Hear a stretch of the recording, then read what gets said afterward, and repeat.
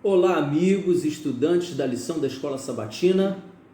Você é muito bem-vindo hoje, sexta-feira, 11 de setembro de 2020. Estamos finalizando um ciclo semanal de estudo que tem o título Compartilhando a História de Jesus. Sim, estamos encerrando hoje esse ciclo de estudos e eu convido você para orarmos, para seguirmos no estudo de hoje. Oramos, Santo Deus, pedindo a tua bênção, a tua iluminação, a tua misericórdia e a compreensão para as considerações e os textos para o dia de hoje. Oramos em Jesus. Amém.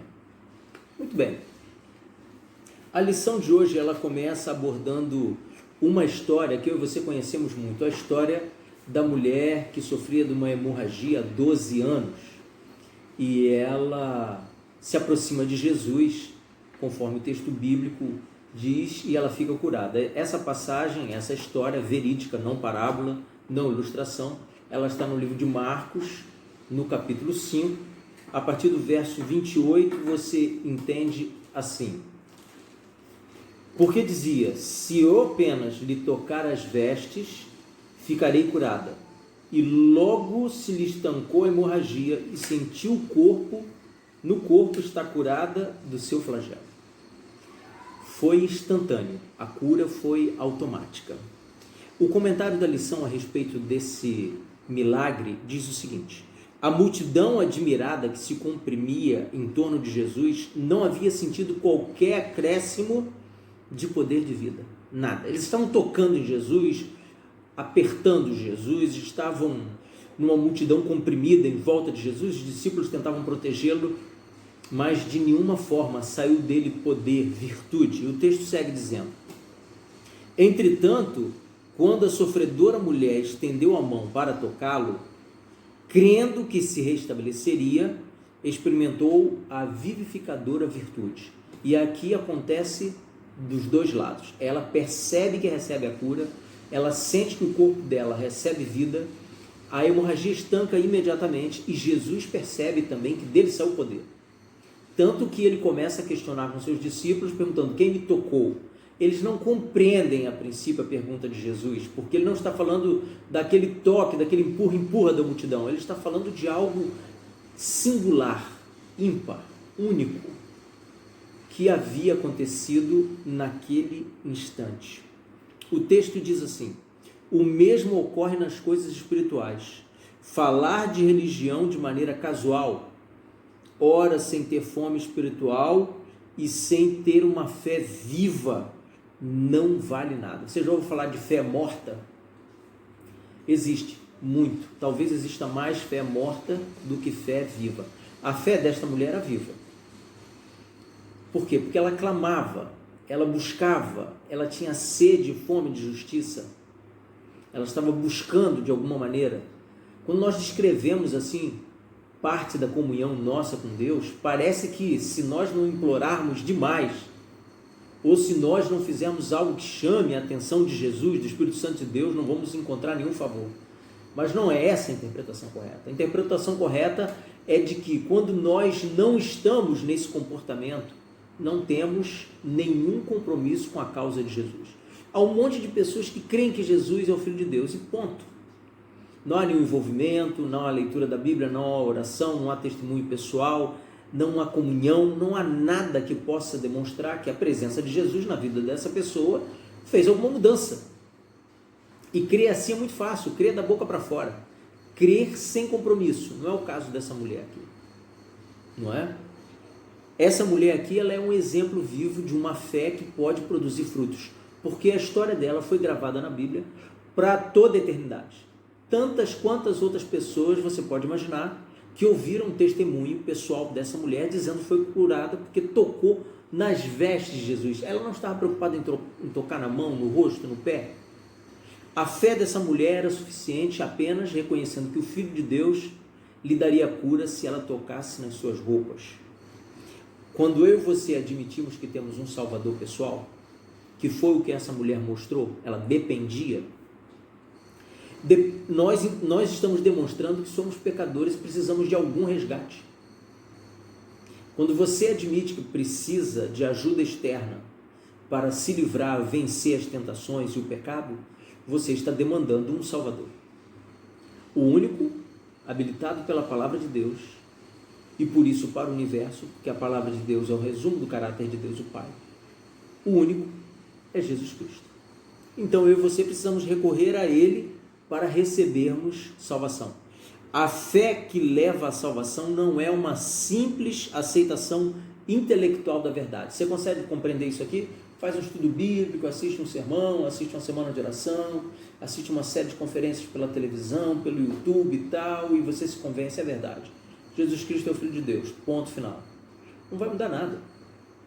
Enquanto não houver respostas em atitudes da sua parte, da minha parte, a nossa vida vai continuar exatamente miserável como era, mesmo tendo a informação intelectual de que Jesus Cristo é o Filho de Deus, que morreu na cruz do Calvário e que nos oferece plena e total salvação. A fé gera atitude. E a nossa atitude, ela é movida pela crença de que Jesus é fiel àquilo que nos prometeu. Por que eu e você devemos confiar em Jesus? Porque Ele é verdadeiro. O que Ele disse no passado, tudo se cumpriu. Então, o que Ele disse no passado, que ainda não se cumpriu, vai se cumprir. E por isso nós podemos dizer que Ele é fiel, porque todas as suas palavras tiveram uma oportunidade de cumprimento. Eu quero convidar você para ouvir esse comentário que eu vou ler aqui para você ver como é importante esse assunto. Devemos reconhecer sua graça como foi revelada aos santos no passado. Mas o que será mais eficaz é o testemunho de nossa própria experiência. Somos testemunhas de Deus ao revelar em nós mesmos a atuação de um poder que é divino. É muito bonito quando a gente conta uma história de milagre da Bíblia. É isso que o texto está se referindo. É muito bonito quando a gente conta uma história de milagre de alguém que a gente conhece. Essa pessoa viveu uma experiência com Jesus Cristo e ela testemunhou para nós, alimentando a sua própria fé e a nossa. E agora? Qual é a história que você vai passar para frente? De algum patriarca, de algum personagem bíblico, de algum amigo, familiar seu ou a sua? Porque a sua história vai alimentar a sua fé e vai alimentar a fé de outras pessoas. Vai despertar um interesse em outras pessoas para que elas queiram se aproximar de Jesus Cristo. Cada indivíduo, isso aqui me chamou muita atenção. Você que faz parte de alguma congregação, escute bem isso aqui.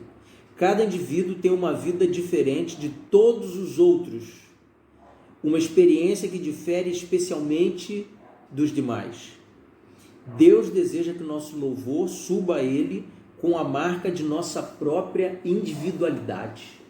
Eu fiquei pensando aqui num coral. Você congrega numa igreja, é convidado a cantar num coral. O coral tem aí 40, 50, 70, 150 vozes, um monte de gente em cada naipe cantando. Isso é um coral. Mas na hora do louvor, o seu louvor a Deus é individual. Teu coração, a tua entrega, a tua dedicação em lapidar a voz, o tom, em aprender a letra, em se apresentar de forma digna, íntegra diante de Deus. O teu louvor, a tua entrega, a tua adoração é única, por mais que você esteja cantando no coral. E o Senhor Deus do céu está atento a esta sua oferta individual, pessoal, que é um termômetro do resultado que você e eu compreendemos a proposta de salvação em Jesus. Esses preciosos reconhecimentos para louvor de sua gloriosa graça, quando confirmados por uma vida semelhante à de Cristo, possuem irresistível poder eficaz para a salvação de pessoas. Ou seja, quando eu e você imitamos a vida de Jesus Cristo aqui na terra, depois de compreendermos o plano da salvação, esse é o testemunho que influencia pessoas para o bem. Você, quando chegar aos céus e se reunir com outros santos salvos sob a copa da árvore da vida, você vai ter uma história, pelo menos uma. Uma única história você vai ter, pelo menos, uma história ímpar, extraordinária, do testemunho que você viveu aqui na terra com Jesus Cristo e que você partilhou com outras pessoas. Sobre a copa da árvore da vida, muitas pessoas vão trocar experiências, gratidão e louvores a Deus pela salvação recebida através do seu Filho Jesus Cristo. Aqui tem um comentário que me chamou a atenção também. e que me leva a reportar a um texto que fala sobre Paulo, que está no livro de Atos, no capítulo 26. Nós vamos ler apenas os versos 22 e verso 23. Paulo está diante do rei Agripa e ele, ao testemunhar e se defender da acusação de ser um arruaceiro, um desordeiro, pelos próprios judeus, né? Porque ele havia se tornado um cristão e pregava Jesus Cristo a todo momento, o testemunho que Paulo dá para esse homem, que é uma autoridade do reino, é impressionante. Ele conta toda a sua história de encontro com Jesus no caminho para Damasco, as dificuldades que ele sofre, mas a partir do verso 22 e 23 ele diz o seguinte: mas alcançando o socorro de Deus, permaneço até o dia de hoje dando testemunho. Naufrágio, apedrejamento, surra na cadeia, encarceramento em outros lugares, perseguição religiosa, açoites, sei lá mais o que ele sofreu, um monte de coisas que ele sofreu. Mas eu vou voltar ao início do verso, ele diz assim: mas alcançando o socorro de Deus, permaneço até o dia de hoje dando testemunho. Nada disso impediu o apóstolo Paulo de parar de testemunhar, de continuar testemunhando, nada. E ele diz, tanto a pequenos como a grandes, nada dizendo senão o que os profetas e Moisés disseram haver de acontecer. Ele aqui se torna um profeta também. Olha, eu passei o tempo todo avisando o povo que Jesus vai voltar e que ele vai separar as ovelhas dos bodes. E o verso 23 diz assim: isto é, que o Cristo devia padecer e, sendo o primeiro da ressurreição dos mortos, anunciaria a luz ao povo e aos gentios. Esse é um anúncio que Paulo está dando ao rei Agripa, de que ele está se reportando ao ministério de Jesus Cristo na terra, que ele se tornou imitador. Em algum momento, ele, com uma autoridade apostólica extraordinária, ele diz: vocês precisam me imitar, assim como eu imito a Jesus Cristo. Uma presunção aqui. Ele é um reflexo de Jesus Cristo. Ele não está dizendo, vocês me imitem mesmo que eu não esteja imitando Jesus Cristo. Ele não fala isso. Ele tem coragem de desafiar os seus ouvintes. Vocês precisam imitar o que eu faço, assim como eu imito Jesus Cristo. Eu não criei nada de novo, é o que o apóstolo Paulo estava dizendo. E aqui diante do rei Agripa ele está falando, olha, apesar de tudo que eu sofri pelo meu próprio povo, o povo judeu, quando eu abracei o cristianismo de Jesus Cristo, eu continuo dando testemunho. E aqui está o nosso desafio do ciclo semanal. Aqui no tema da lição está isso aqui, ó, compartilhando a história de Jesus. Foi o que eu e você estudamos essa semana. E o apóstolo Paulo estava compartilhando o que ele aprendeu de Jesus.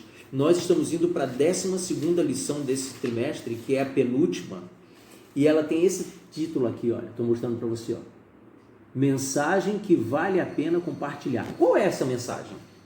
É esta mesma que o apóstolo Paulo está dando aqui para nós no verso 22 e 23 do capítulo 26 do livro de Atos. Tá certo? Vou encerrando por aqui. Agradecido a Deus porque passamos os últimos 7 dias juntos. Amanhã começamos um novo ciclo. Veja bem, cuide com essa informação. Amanhã começamos um novo ciclo, embora amanhã seja o último dia da semana. Mas é assim mesmo que funciona esse guia de estudos, a lição da Escola Sabatina. Tá certo? Eu te convido, a você que ainda não visitou o nosso canal, para que você vá ao YouTube, se inscrever no canal, Lições da Bíblia Davi Santos, tá bom? Que você dê o teu like no vídeo. Se você gostou desse vídeo, curta o vídeo, marque o sininho, tá certo? E o principal que eu peço sempre, compartilhe estes vídeos com quem você conhece. Se você gostou, pessoas que você conhece poderão gostar também, tá certo? Deus te abençoe. Fica na paz de Jesus. Amém.